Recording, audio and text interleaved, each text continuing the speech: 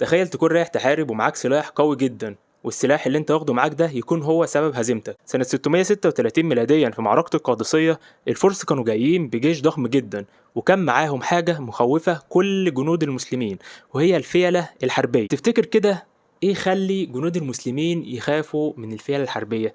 لان ببساطة كل جيش بيكون ماشي بتنظيم معين، فاول ما الفيلة دي تدخل وسط الجنود فكل التنظيم هيبوظ وكل الجنود هتتشتت وكل واحد مش هيعرف موقعه الاصلي فين، فالدنيا هتبوظ منهم خالص. ولما جيش المسلمين عرف بقوة جيش الفرس فبدأ يعمل حيل عشان يقدر يتغلب عليه، زي مثلا ان جاب جمال وبدأ يحط فوقها حاجات كتير ويلبسها لبس غريب عشان يخلي شكلها مش مألوف.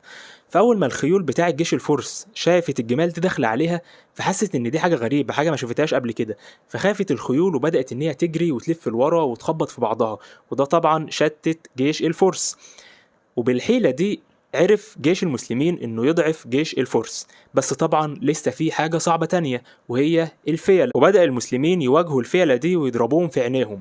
فاول ما الفيل بيتضرب في عينيه او يتعور عموما بيلف ويخاف ويخليه يخبط هنا ويخبط هنا ويفقد السيطرة، فده طبعا خلى جيوش الفرس نفسها تتشتت والجيش يعتبر اتدمر معظمه. وبعد أيام ينتصر جيش المسلمين في معركة القادسية، والسلاح اللي هم كانوا خايفين منه بقى معاهم وبيحارب ضد جيوش الفرس. وبس كده، لو مهتم بالمحتوى التاريخي وعجبك الفيديو ده اعمل لي سبسكرايب.